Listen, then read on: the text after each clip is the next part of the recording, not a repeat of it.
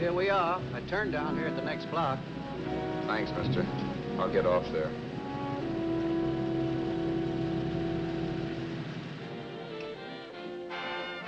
Want anything else? No. Hey, you. Me? Yeah, you. It's where you heading? East. Too bad. I thought if you was heading north, I might be able to help you out. I'm pushing the Salt Lake, and I don't like to ride it alone at night. I'm one of those guys that got to talk or I fall asleep. Oh. Sure, now, my partner, he's got Lou to keep him company, but I ain't got nobody at all. Where you coming from? West. Yeah, sure, I know, but where, L.A.? Maybe. Got a cousin out in L.A. You don't say. Yeah, he's been out. You're not much of a talker, are you? My mother taught me never to speak to strangers. Oh, a wise guy. So what? Okay, don't get sore. Just trying to be sociable, that's all. Hey, Glamorous. You change for a dime, will you?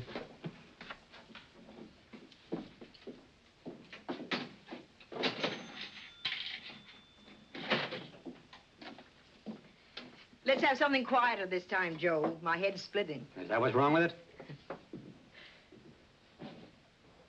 Done with your coffee? No. And don't rush me, will you?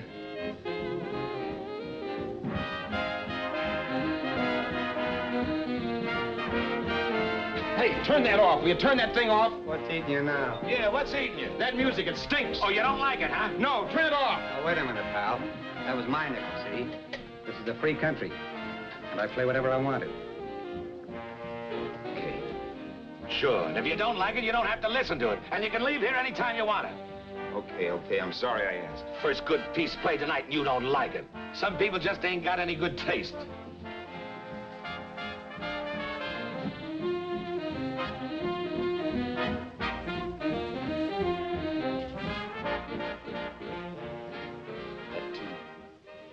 That tune. Why was there always that rotten tune? Following me around, beating in my head, never letting up.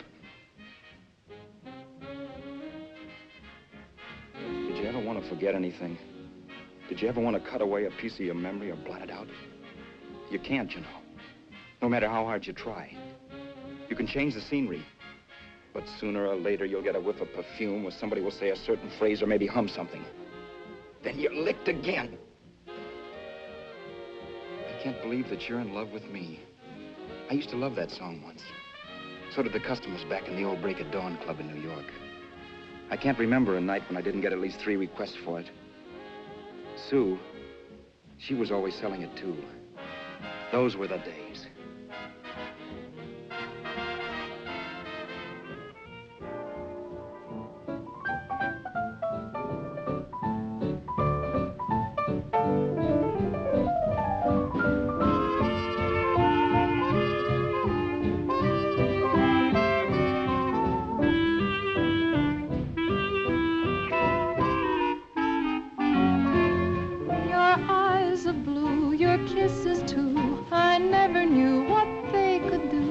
I can't believe that you're in love with me. You're telling everyone you know that I'm on your mind each place you go. They can't believe that you're in love with me. I have always placed you far above me. I just can't imagine that you love me.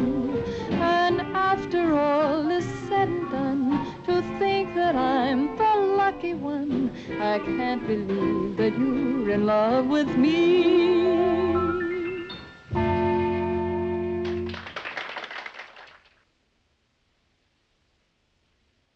It wasn't much of a club, really. You know the kind. A joint where you could have a sandwich and a few drinks and run interference for your girl on the dance floor. I pounded the piano in there every night from 8 until the place closed up, which usually meant 4 in the morning. A good job as jobs went in those days. Then, too, there was Sue, who made working there a little like working in heaven. But how we felt about each other, well, there was nothing very unusual in that. I was an ordinary healthy guy, and she was an ordinary healthy girl. And when you add those two together, you get an ordinary healthy romance, which is the old story. Sure. But somehow, the most wonderful thing in the world.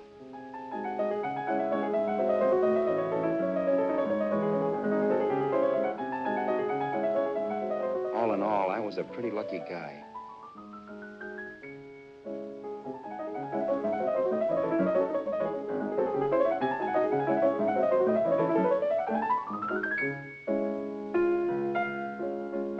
Mr. Paderewski, I presume. It's beautiful. You're going to make Carnegie Hall yet, Al? Yeah, as a janitor. I'll make my debut in the basement. I don't blame you for being bitter, darling, but you mustn't give up hope. Why, someday... Yeah, someday. If I don't get arthritis first. In the meantime, let's blow this trap.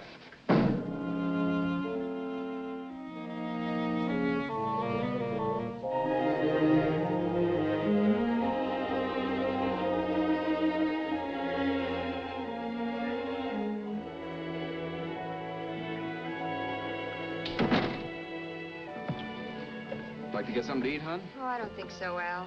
I lose my appetite working in this flea bag. Let's go home. Okay. I can't stand much more of that dump. Did you see that drunk tonight trying to paw me? No, what drunk? Does it matter what drunk? Say, what's the matter with you tonight, darling? That's the third time you started to tell me something and then stopped. We shouldn't have any secrets from each other, Sue. Next week, we're going to make with the ring and the license. You and me will be a team. Yes, that's right. In the Bush League. I don't get you. We've been struck out. It's a funny way to talk, darling. Don't you want to marry me? Al, look, I love you. You know I do, and I want to marry you. But? But not now. Only after we've made good. Sunday, I'm going away. Oh, I know you'll think it's silly. That's why I hesitated to tell you. But I'm going to California. I want to try my luck in Hollywood. That's the most stupid thing I ever heard of. Don't you know millions of people go out there every year and wind up polishing cuspidors? I thought you had better sense. You sound as if you don't think I have any talent. That has nothing to do with it. I'll make out all right. Maybe. But what about me? Doesn't it mean anything to you that you're busting up all our plans? We may not see each other for years? It won't be that long. I thought you loved me. I do. You know I do. Well, here we are. Al. Al, why can't you see my side of it? I'm young. We both are, and we've got all the time in the world to settle down. Really, darling, what I'm doing is the only sane thing to do. I hate the thought of being so far away from you, but we'll be together again someday. Maybe you'll decide to come out too later on. So long. Al, aren't you going to kiss me goodnight? Sure. Why not? Good night.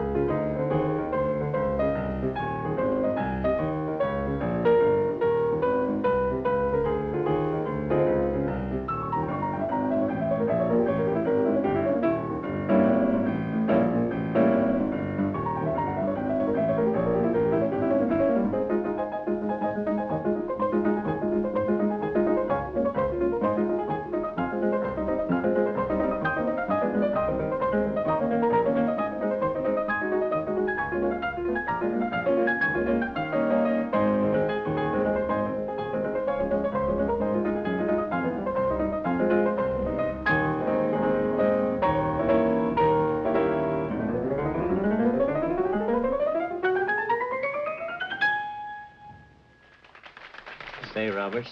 You hit the jackpot this time. $10. Thanks.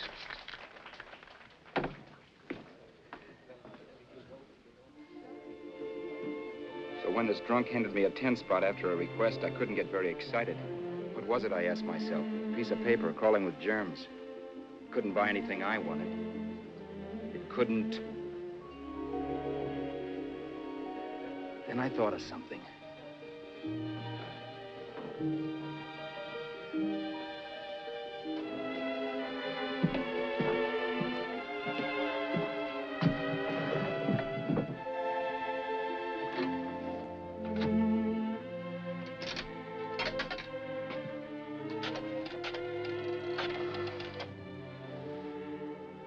Long distance. I'd like to put a call through to Los Angeles. Miss Harvey. Sue Harvey, Harvey. The number is Crestview 65723.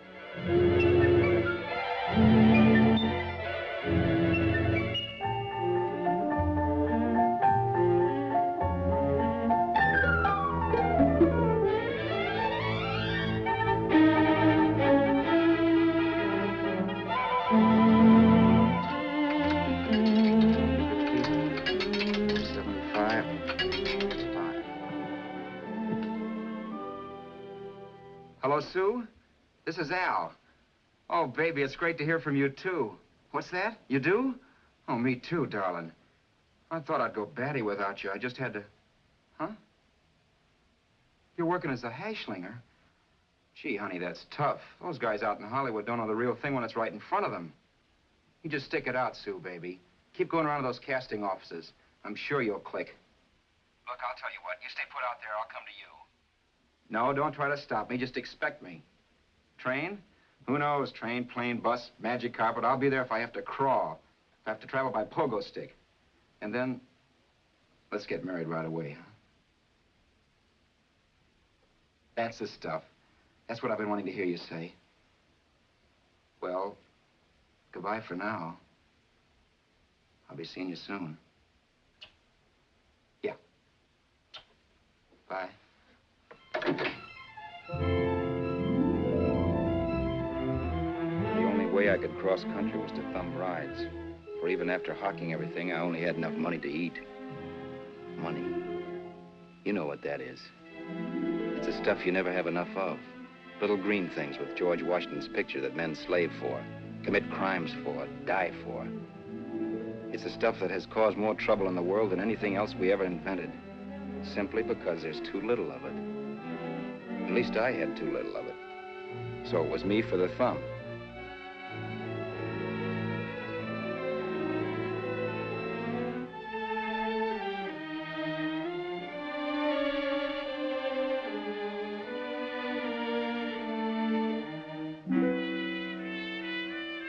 Ever done any hitchhiking? It's not much fun, believe me. Oh, yeah, I know all about how it's an education and how you get to meet a lot of people and all that. But me, from now on, I'll take my education in college or in PS 62, or I'll send $1.98 in stamps for 10 easy lessons.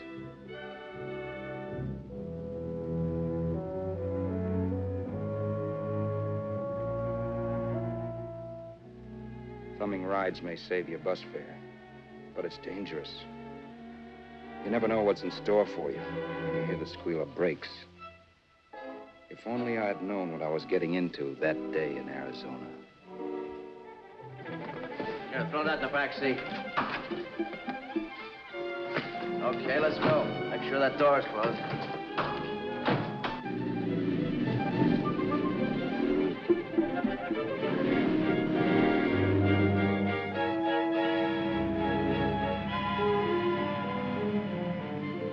You know, Emily Post ought to write a book of rules for guys thumbing rides. Because as it is now, you never know what's right and what's wrong. We rode along for a little while, neither one of us saying anything. I was glad of that. I never know what to say to strange people driving cars. Then, too, you can never tell if a guy wants to talk. A lot of rides have been cut short because of a big mouth. So I kept my mouth shut until he started opening up. Hand me that little box, the compartment, will you, pal? Hold the wheel, will you?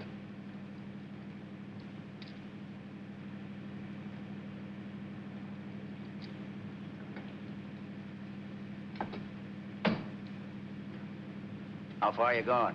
L.A. Well, you're really traveling, aren't you?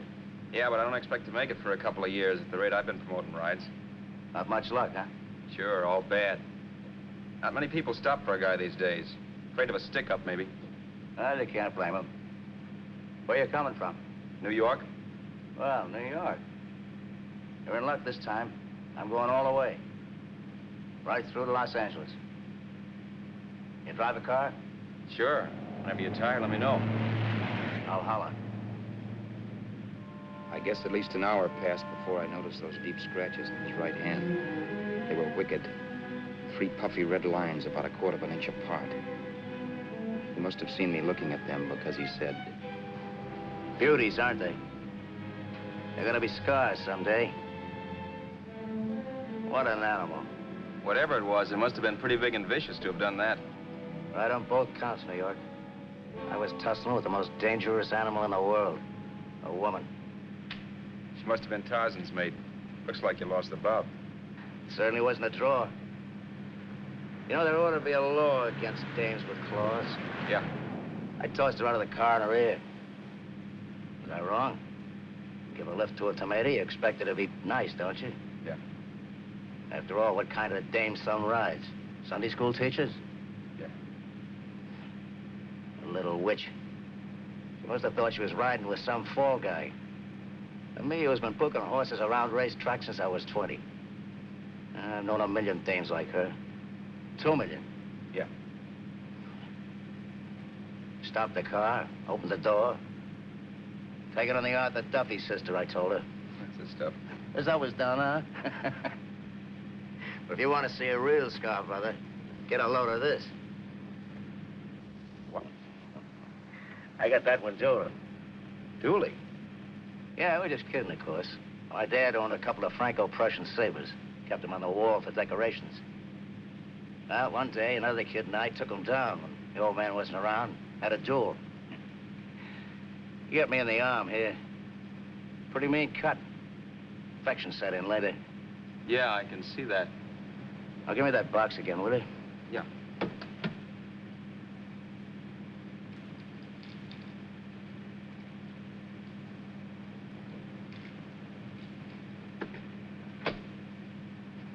Pain made me lose my head, I guess. Began slashing. Before I knew it, I'd put the other kid's eye out. That was tough. Well, it was just an accident, of course. But you know how kids are. I got scared, decided I was going to run away from home. Old man almost caught me when I was packing my duds. The bloody rag I had wrapped around my wrist hadn't caught his attention. You've seen the bundle for sure. But I beat it when he was phoning for a doctor. That was 15, 16 years ago. I haven't been home since. Pull in there for a bite or something, huh? A bite or something. Brother, was I hungry. I hadn't had anything in my stomach for hours. Yet even with that gnawing in the pit of my belly, I didn't want to be in too big a rush to put on the feed bag. First, I had to make sure this guy knew the score. If I got him down on me, it was goodbye ticket to Hollywood. I'll wait out here for you, mister. If it's the money, don't worry about paying for it. This time it's on me. Well, that's white of you, Mr. Haskell, think nothing of it. You make your first million, maybe you can do the same for me. Come on, New York. I gotta make the West Coast by Wednesday. There's a horse running at Santa Anita named Paradiesical. Means so to me if I'm on him. We'll make it all right. He did most of the talking during the half hour we were in the place. I ate. He rambled on about his old man, whom he hadn't heard from since he ran away as a kid. Now he happened to become a bookie. And then all about how he got rooked in Miami. One race, 38 grand. They cleaned out my book. How do you like that? That was tough luck. Yeah, and I'm supposed to be the smart guy. Well, you just wait. I'm going back to Florida next season with all kinds of jack. And you'll watch those stinkers run for cover. Want anything else? No, thanks. I've had plenty.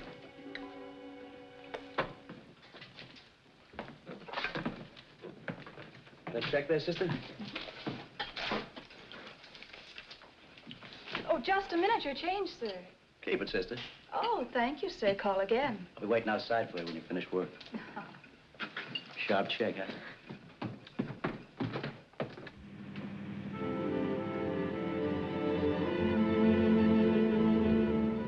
drove all that night while Haskell slept like a log. After a while, I began to get sleepy myself. I was happy, though. Soon I'd be with Sue again. The long trip was practically over, and there'd be no more hoofing it down the concrete. I began to think of the future, which couldn't have been brighter if I'd embroidered it with neon lights. It was nice to think of Sue shooting to the top. It's amazing what a full belly can do to your imagination. Your eyes of blue, your kisses too, I never knew what they could do. I can't believe that you're in love with me. You're telling everyone you know I'm on your mind each place you go. I can't believe that you're in love with me.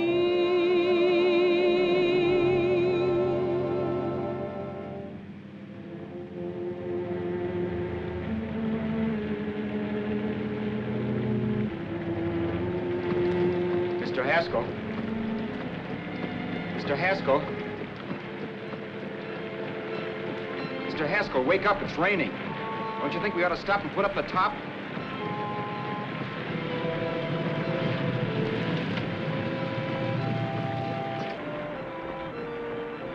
Mr. Haskell, I'm going to put up the top.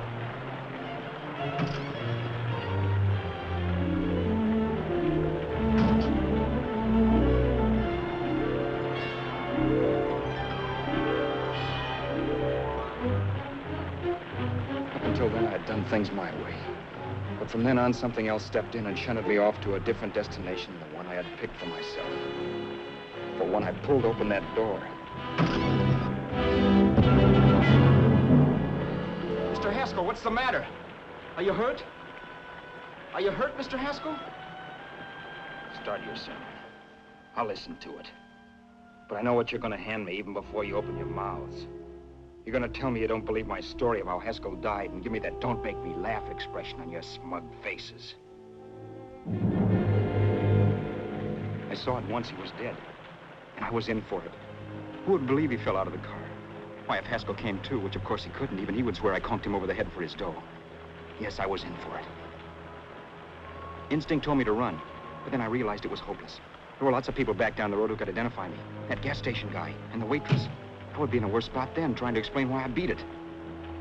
The next possibility was to sit tight and tell the truth when the cops came. But that would be crazy. They'd laugh at the truth. And I'd have my head in a noose. So what else was there to do but hide the body and get away in the car? I couldn't leave the car there with him in the gully. That would be like erecting a tombstone.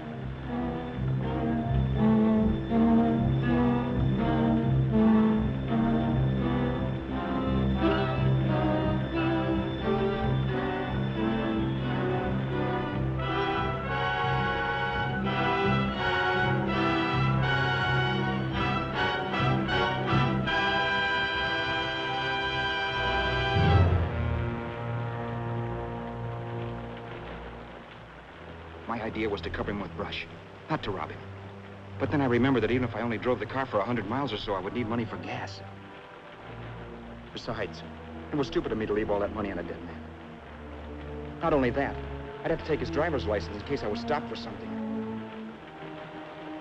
I didn't like to think about it, but by that time I'd done just what the police would say I did, even if I didn't. My clothes. The owner of such an expensive car would never be wearing them. Some cop might pull me in on suspicion.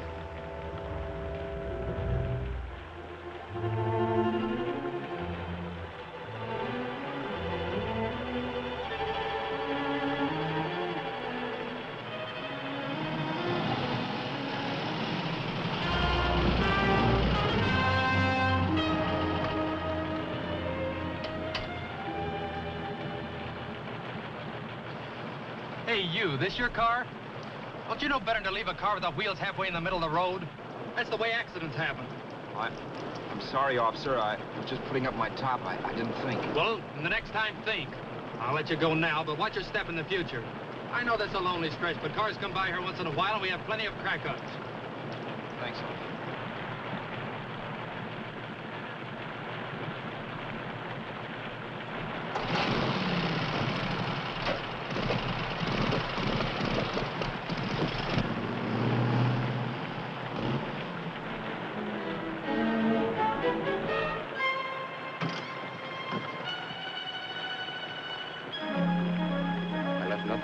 would give me away as Roberts. If they found a dead man in the gully now, it would be me.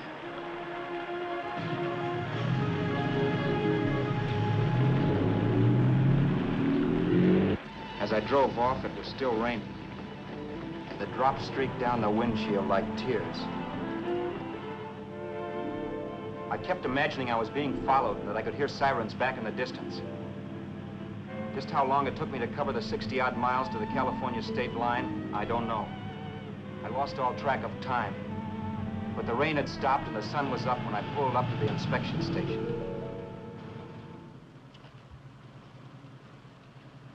Hello? Carrying any fruits or vegetables? No. Any livestock or poultry? No. I'd like to see your registration and driver's license, please. Anything in the baggage compartment? This baggage. Charles Haskell, Jr., age 30, brown eyes, dark hair. Identifying marks, none. Are you Charles Haskell, Jr.? Yes. Well, remember, if you're employed and you stay over 30 days, you take out California plates. All right, officer, but I'll only be in the state a short while. Right, you can go now.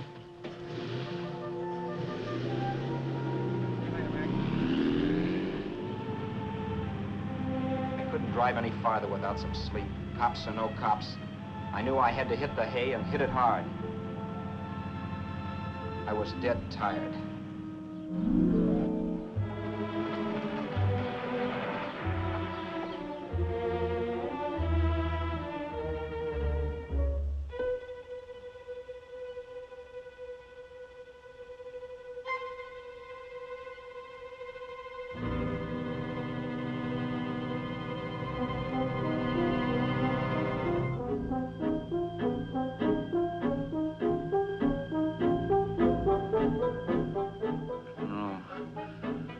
You can't, Mr. Haskell. No.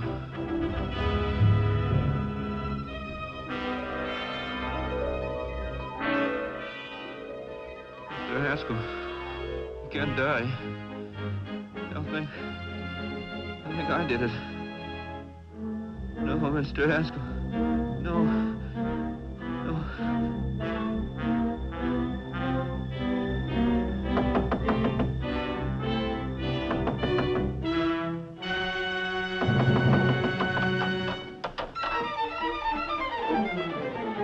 Who's there? It's the maid. Can I come in and clean? Later. In a half hour. All right, sir.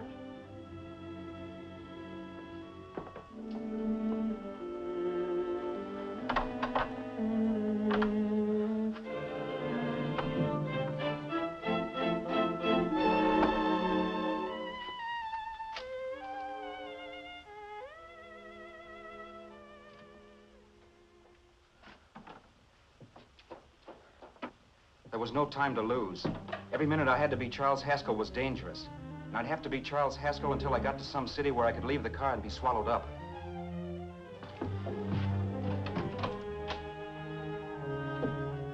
That meant driving the car as far as San Bernardino, maybe even to Los Angeles. In a little town, I might be noticed, but in a city, I should be safe enough. Then, after I ditched the car, I could go on to Sue. But those 5 minutes at the state line made me realize it might be a good idea to find out a little bit about Mr. Haskell. Then, if anybody asked me questions, I could give the right answers. The first thing I found out was that I had $768. This was a lot of jack, but believe me, it was the kind of money I'd rather not have.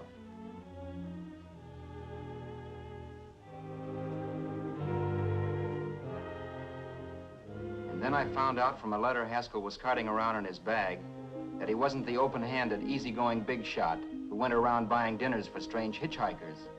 Before I got done reading it, I saw him more as a chiseler. It was written to his old man in California, the one he hadn't seen in so many years. In it, Haskell posed as a salesman of hymnals, of all things. It was easy to see where Haskell expected to raise a new stake for his book in Miami by rooking his old man.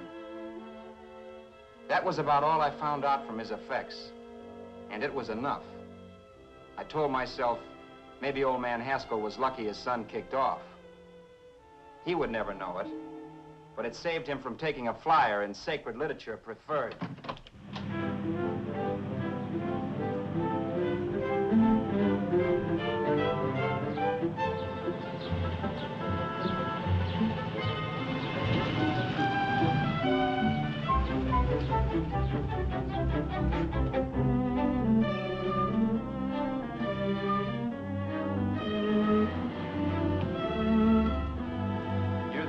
At Desert Center, I pulled up for water. There was a woman. Hey, you! Come on if you want to ride.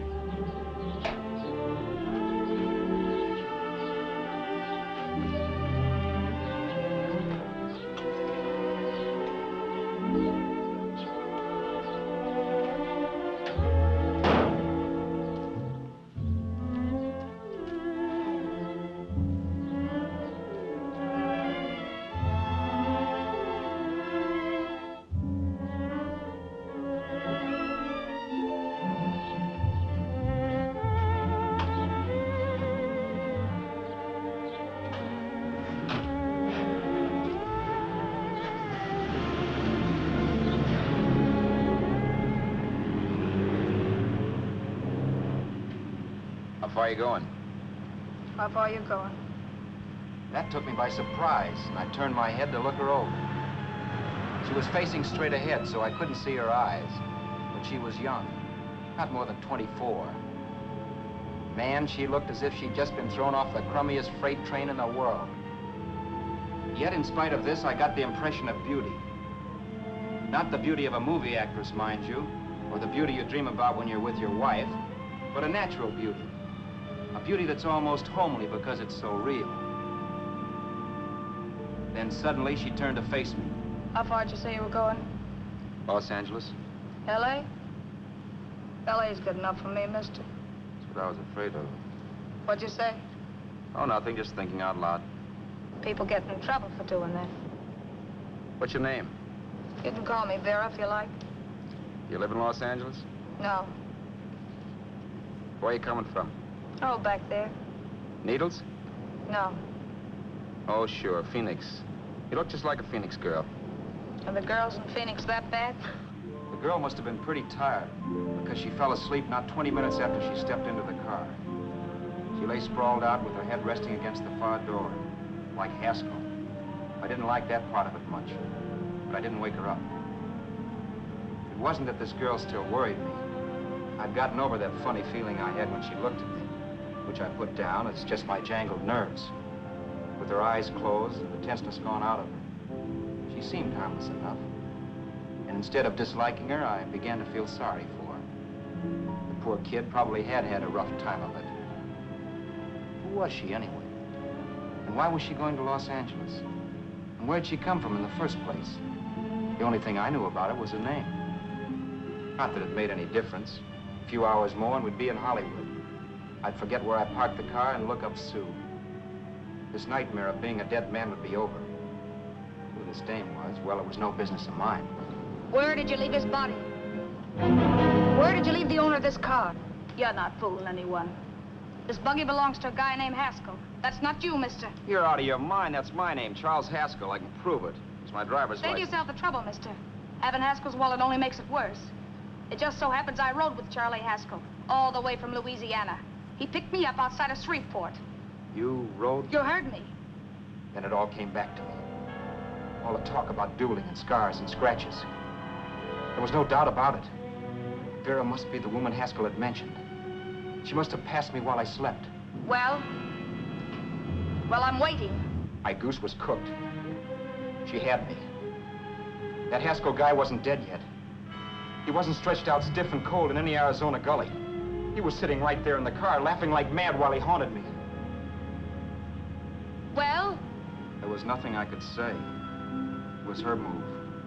Vera, whatever her name was, it was just my luck picking her up on the road. It couldn't have been Helen, or Mary, or Evelyn, or Ruth. It had to be the very last person I should ever have met. That's life. Whichever way you turn, fate sticks out a foot to trip you.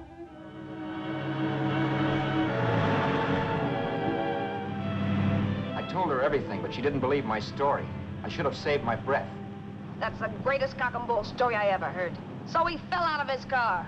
Say, who do you think you're talking to, a hick? Listen, mister, I've been around, and I know a wrong guy when I see one. What'd you do, kiss him with a wrench? Now, wait a minute. What I told you was true. You see, that's why I had to do it. You think I killed him. Well, the cops would have thought so, too. Yeah, well, maybe they still think so. What makes you so sure I'll shut up about this? Vera, I'm innocent. Give me a break, will you? It won't do me any good having you pinched. The cops are no friends of mine. Now, if there was a reward, but there isn't. Thanks. Don't thank me yet. I'm not through with you by a long shot. Let's see that roll.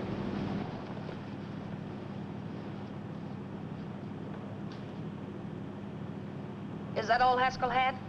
Isn't it enough? No, I thought he had more. Not that I know of. You can search me. You think I'm holding out on you? Well, maybe I will at that. He told me he was going to bet $3,000 on a horse named Paradisical on Wednesday at Santa Anita. He was stringing you along. He meant 300. Maybe. Sure, $3, 300. He was a piece of cheese, a big blowhard. Listen, mister, don't try and tell me anything about Charlie Haskell. Remember, I knew him better than you did. Okay, then you knew he was a four-flusher. That explains the $3,000 bet. I'm not so sure he didn't have that $3,000. Why should I believe you? You got all the earmarks of a cheap crook. Now, wait a Shut minute. up.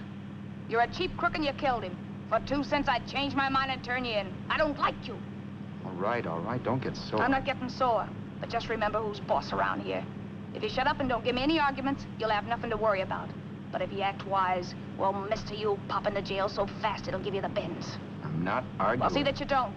You know, as crooked as you look, I'd hate to see a fella as young as you wind up sniffing that perfume that Arizona hands out free to murderers. I'm not a murderer. Of course you're not. Haskell knocked his own head off. He fell, that's how it happened, just like I told you. Sure, and then he made you a present of his belongings. I explained why I had to do skip that. it. Doesn't make a difference one way or another. I'm not a mourner. I liked Haskell even less than I like you. Yeah, I saw what you did to him. What do you mean? Well, scratches on his wrist. Sure, I scratched him. I'll say you did. So your idea was to drive the car a little way, maybe into San Bernardino, and then leave it. You weren't gonna sell it? Sell it? You think I'm crazy? Somebody else's car? See, all I want to do is leave it somewhere and forget I ever saw it. Not only don't you have any scruples, you don't have any brains. I don't get you. Maybe it's a good thing you met me. You'd have got yourself caught, sure. Why, you dope. Don't you know a deserted automobile always rates an investigation? Huh? Look, the cops find a car. Then they get curious. They wonder where the owner is. So, all right, they don't trace Haskell. They trace you. I never thought of that. The only safe way to get rid of the car is to sell it to a dealer. Get it registered under a new name. Say, stop at the next store. I want to get a bottle and do some shopping before we hit L.A. Okay. As soon as we find a place, I'll drop you off and pick you up later. Nothing doing. You're coming in, too. From now on, you and I are like the Siamese twins. Have it your way, but I don't get the point. The point is, I don't want you to get lost. I'm not going to beat it if that's what you're afraid of. I'll say you're not. Well, I'm going to see that you sell this car so you don't get caught. Thanks. Of course, your interest wouldn't be financial, would it? You would want a small percentage of the profits. Well, now that you insist, how can I refuse? 100% will do. Fine. I'm relieved. I thought for a moment you were going to take it all. I don't want to be a hog. A few hours later, we were in Hollywood. I was recognizing places Sue had written about. It struck me that far from being at the end of the trip, there was a greater distance between Sue and me than when I started out. Vera wasn't kidding with that Siamese twins crack. She rented a little apartment as Mrs. Charles Haskell. When I objected to this, she explained that it was on account of the car.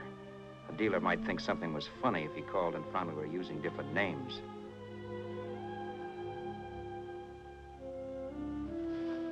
Home, sweet home. Yeah. Not bad, either.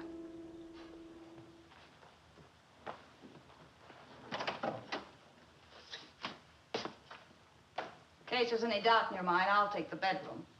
Yeah. Sure is stuffy in here.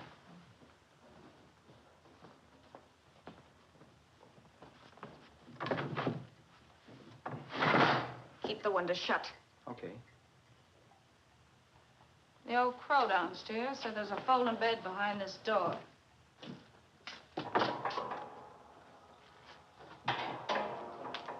You know how to work it? I invented it. Some joint. One can't have everything.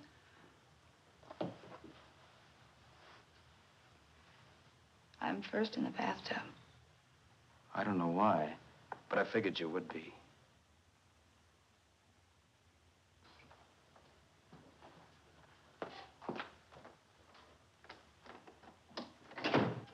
Boy, oh boy. It sure feels good to be clean again. I must be 10 pounds lighter. You must be. Well, hitching rides isn't exactly the way you keep your schoolgirl complexion. I wish that guy with the sacks would give up. Gets on my nerves. Forget it. Have a drink. Aren't you afraid I might take you up on it? If I didn't want to give you a drink, I wouldn't have offered it. Why be a sorehead, Roberts? You got yourself into this thing. You should be grateful I'm not turning you in. Why, if I wasn't regular, you'd be in the pen this minute, being photographed, fingerprinted, and being pushed around by the cops. So cheer up. Get rid of that long puss. Or is your conscience bothering you?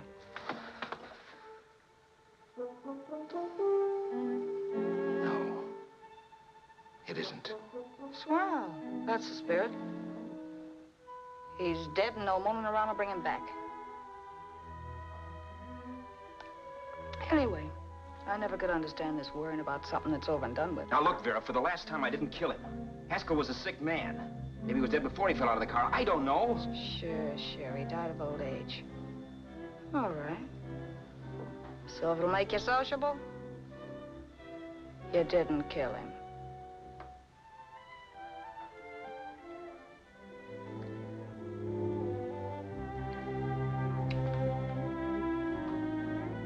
Thanks.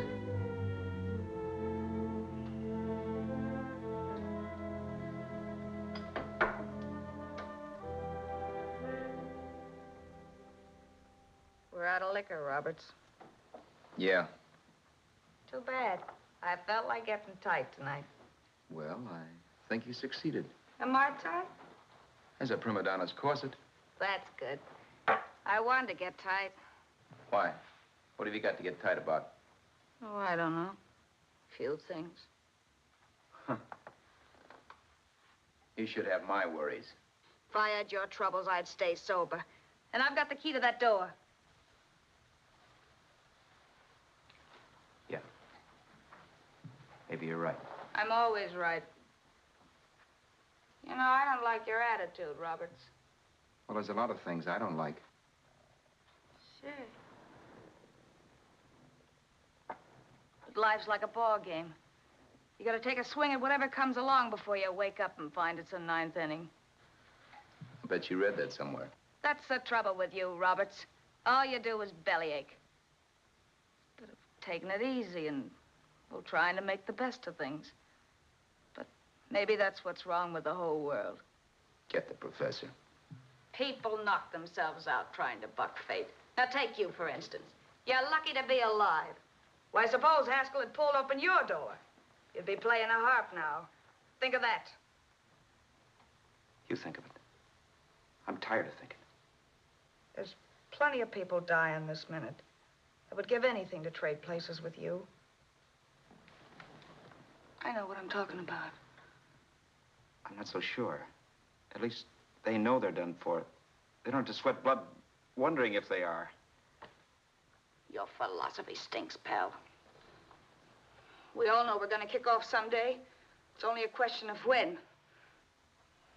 But what's got us on this subject anyway? We'll be discussing politics next. Yeah. Where'd you hide the butts?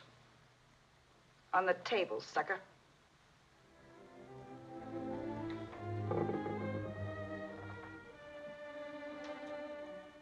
We bored each other with conversation for a couple of hours longer. Every 5 minutes, one of us was wishing we had another bottle or a radio or something to read. Then finally, we ran out of chatter. I know it's only 11 o'clock, but I want to get up early and make the rounds of the used car lots. No hurry about that. We've got all the time in the world. Maybe you have, but if you think I want to stay cooped up in this place any longer than I have to, you're batty. It's not a bad place. Pay plenty for diggings like this in New York. I wouldn't like it if it was the Ritz.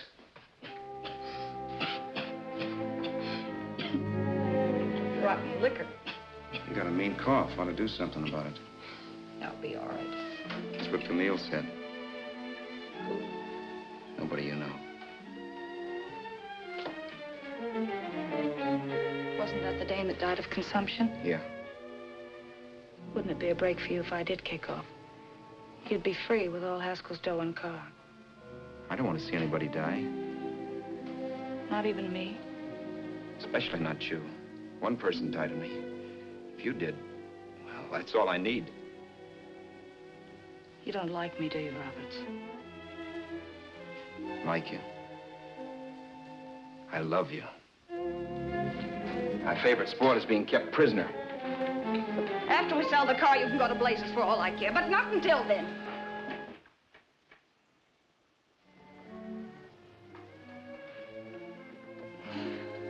I'm going to bed.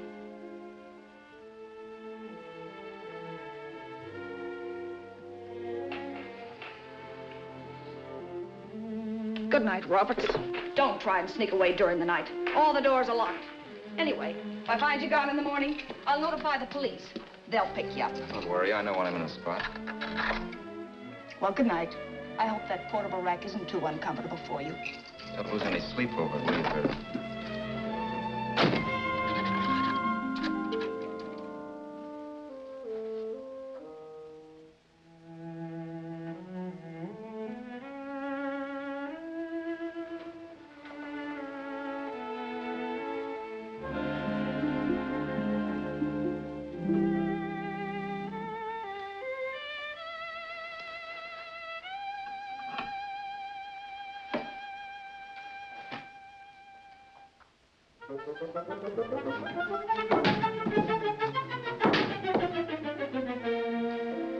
Crestview. 6, 5, 7, 2, 3. Hello? Hello? Hello? Hello?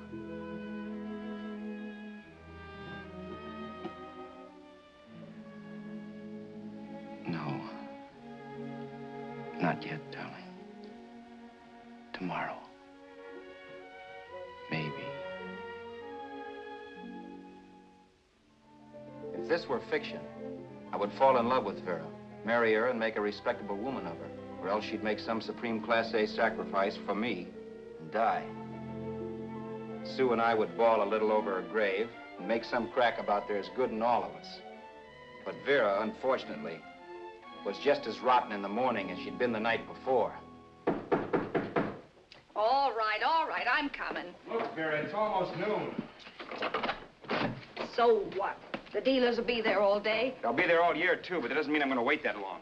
Shut up. You're making noises like a husband. Well, do I rate a whistle? You sure do, but let's go.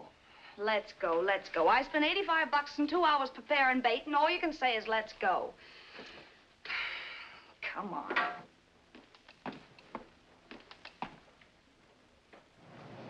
We passed a few used car lots last night down this way. What do you think we can get for this heap? I don't know. Plenty. You just let me handle everything. Think we can get $2,000? I don't know, but don't worry. I'll squeeze as much out of this guy as I can. If I let it go cheap without a fight, he might think we've stolen the car. And listen, don't make any slips and call me Roberts. That'll cook us. I don't need you to tell me that. You better just sit by and keep your mouth closed. Remember, we're both in the soup if anything happens. Forget it and drive. You're my wife, Vera Haskell. Look, after the deal's closed, let's go back to that place on Hollywood Boulevard where I saw the fur jacket. I want to buy it. After the deal's closed, I'm saying goodbye to you. That's right, I forgot. I guess I'm getting kind of used to you. Well, that's a habit you could start breaking. Let's try this place in the middle of the block.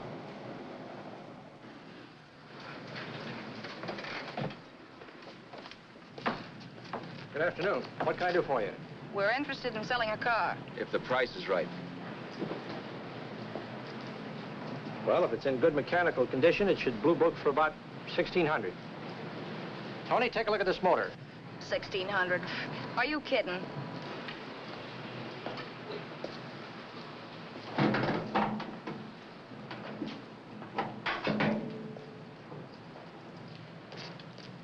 Well, maybe $1,850.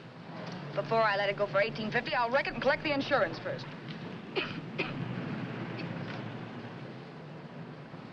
Lady, this motor's seen a lot of driving.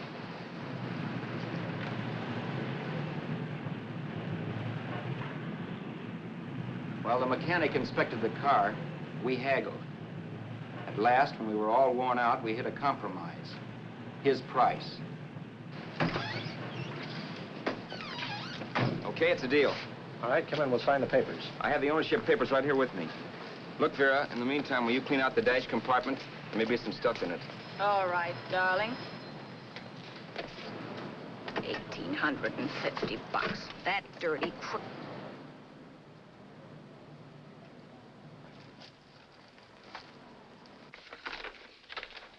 New York, huh? Yeah. But you bought the car in Miami? Yeah. Well, now let's see about the insurance. We can either have it transferred or canceled. What kind of insurance do you have, Mr. Haskell? Well, aren't all the papers there?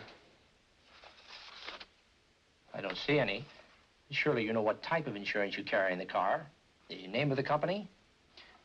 Yeah, but, Well, if you'll just tell me the name of the company, I'd be very glad to take care of all the details. well, Did you sign the papers yet? not yet. Well, don't. We're not selling the car. Well, wait a minute, Miss Haskell. Come on, darling. What's the matter? You changed your mind? Yes, I'm sorry. I guess I have. But, Vera... Let's go.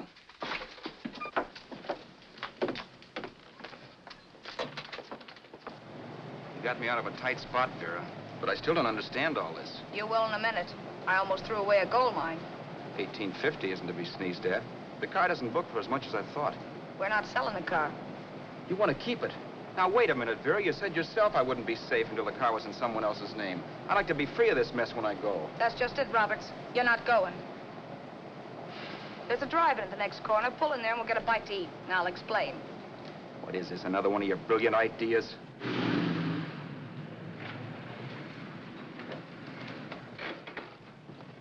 Oh, may I take your order? Make mine a ham sandwich and coffee. And for you, sir? Oh, I don't care. The same. Thank you.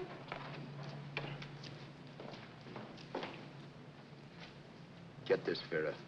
I've been pretty patient so far. I've done everything you asked me to do, but no more. Shut up. You've taken Haskell's money, and you can have the dough we get from selling the car, but you're not going to keep me a prisoner. It's a good thing I bought the paper. Take a look at that. Vera, I'm in no mood. Read that.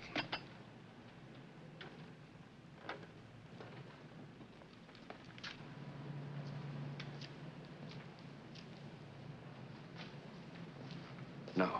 Yes. No, I won't do it. Yes, you will. You think I'm crazy? It's impossible, I tell you. Excuse me.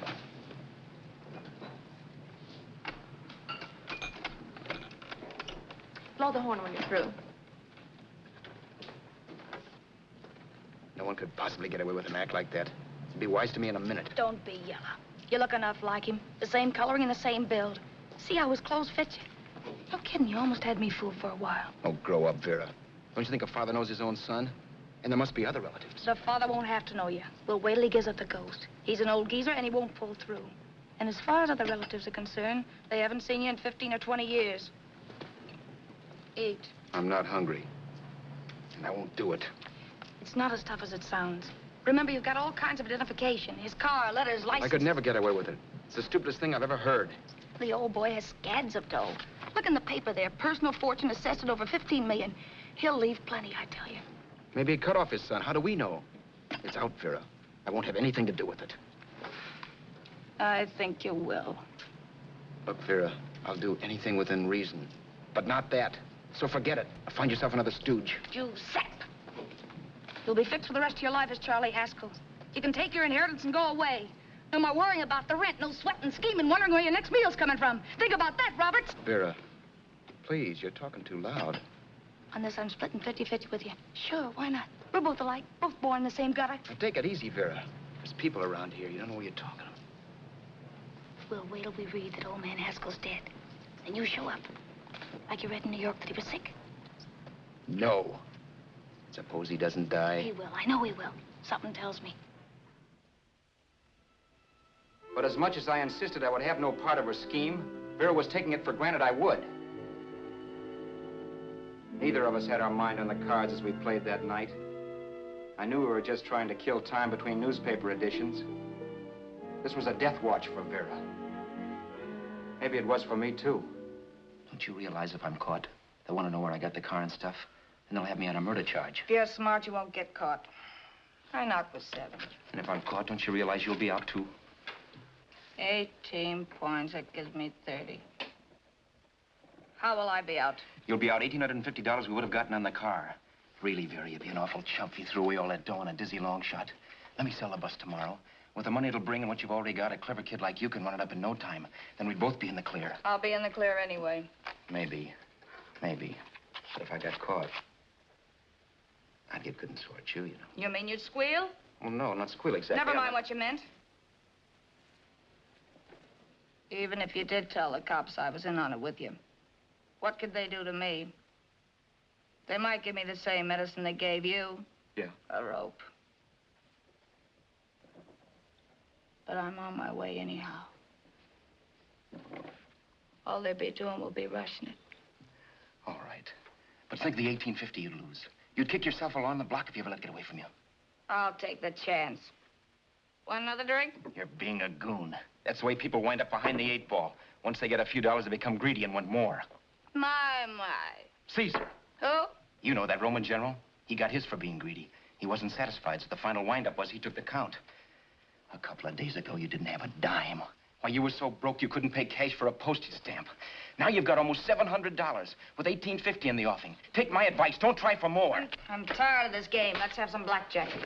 Play solitaire. Okay, I will if that's the way you feel about it. That's the way I feel about it. Getting sore and throwing things won't help much, Roberts. I'm really doing you a favor. I help you out of a jam by keeping my mouth shut. I show you how to make some soft money. And what thanks do I get? Thanks. Sure. Or would you rather call the cops and tell them you killed a man and stole his money? I didn't kill anybody. Yes, you did. No, I didn't. You know I didn't. All right, then. Suppose I call the cops. If you're innocent, what do you got to be scared of? Okay. Call them, you mutt. Go ahead and call them. See if I care. At least they'll give me a square deal. You want me to call them? You heard me. But I'm warning you. If I'm pinched, I'll swear you were in on it. I'll say that you helped me. If I fry, I'll get even with you. You wouldn't dare. You didn't. Yeah? Then try it and see. Call them. Yeah. Okay, I will.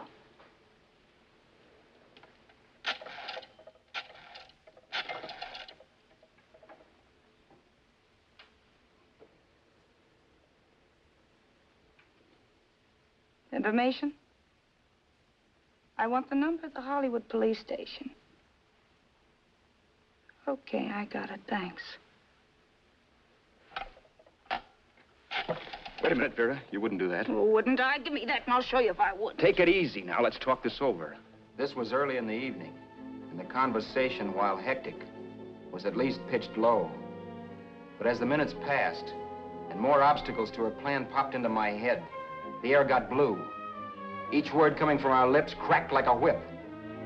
I reminded her that as Charles Haskell, I didn't even know my mother's name, where I'd gone to school, the name of my best friend, whether I had an Aunt Emma or not, my religion, and if I'd ever owned a dog. I didn't even know what my middle initial stood for. I also pointed out that the real Haskell had a scar on his forearm. His people never saw that scar. He told me he ran away right after putting out the kid's eye. Yeah, but his father knew he was cut. It'd have to be some kind of a mark. So what? The old man's dead, or will be. I hope by tomorrow morning's papers. Anyway, you could cut yourself a little, couldn't you?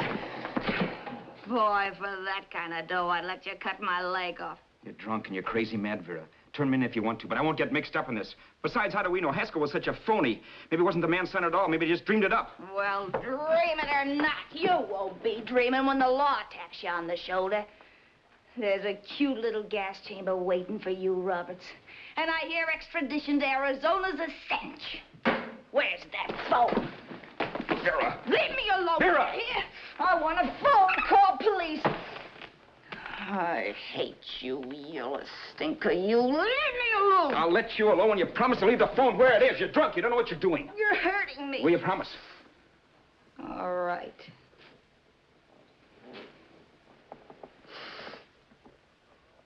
You hurt me. I'm sorry, but... And it's hot in here. Open up the window. It's not hot. Don't tell me. Now, do you do it or do I do it? You're no gentleman, see? Yeah. All right. I'll open up the window.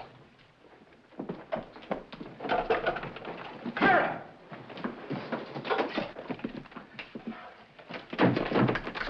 Vera, open the door. Please open the door. Vera, open the door. Don't use the phone. Listen to me. I don't like you, Roberts. You're no gentleman, see? You hurt my hand, and I'm going to get even with you. If you don't open the door, I'm going to kick it down, Vera. Vera, don't call the cops. Listen to me. I'll do anything you say. Vera, let me in. I'll break the phone.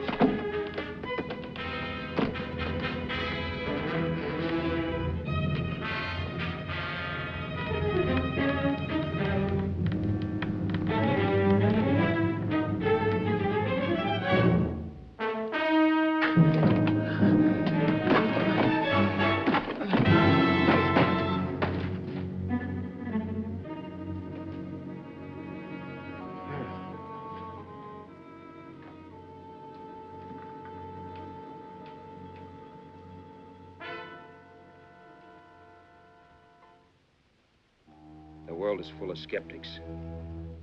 I know. I'm one myself. In the Haskell business, how many of you would believe he fell out of the car?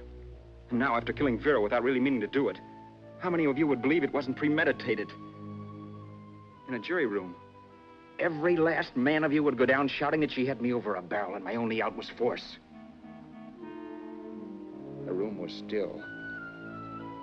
So quiet that for a while I wondered if I had suddenly gone deaf. It was pure fear, of course. And I was hysterical. But without making a sound. Vera was dead. And I was her murderer. Murderer? What an awful word that is. But I'd become one. I'd better not get caught. What evidence there was around the place had to be destroyed. And from the looks of things, there was plenty.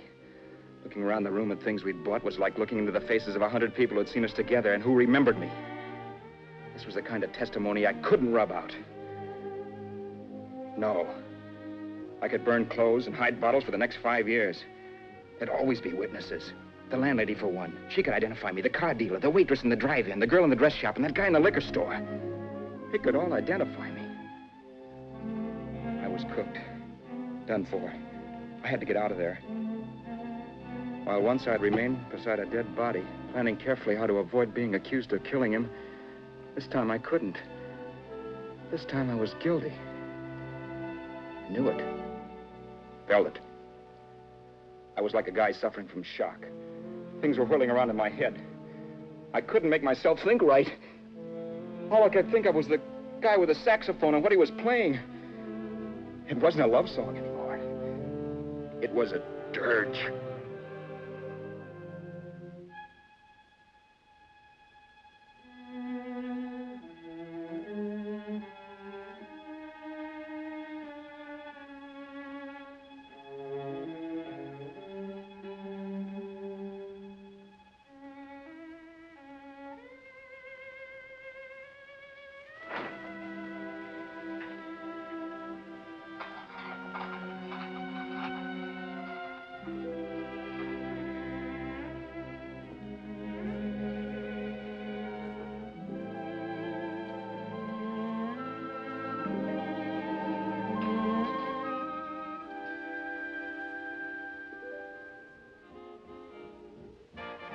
But my problems weren't solved.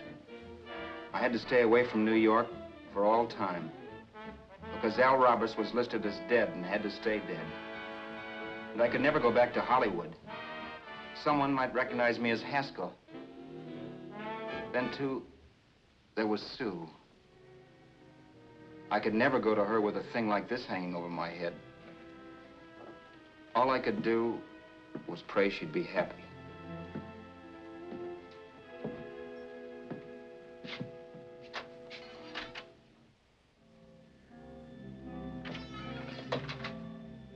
I was in Bakersfield before I read that Vera's body was discovered. And that the police were looking for Haskell in connection with his wife's murder. Isn't that a laugh? Haskell got me into this mess, and Haskell was getting me out of it. The police were searching for a dead man. I keep trying to forget what happened and wonder what my life might have been if that car of Haskell's hadn't stopped. But one thing I don't have to wonder about. I know. Someday a car will stop to pick me up that I never thumbed.